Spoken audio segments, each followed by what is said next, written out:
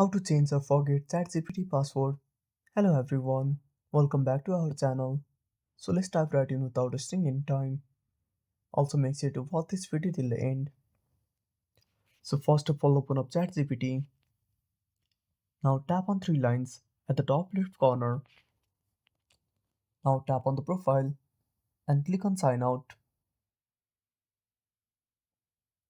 Now tap on login. Now enter the email address and tap on continue. Now simply tap on forgot password. Again tap on continue.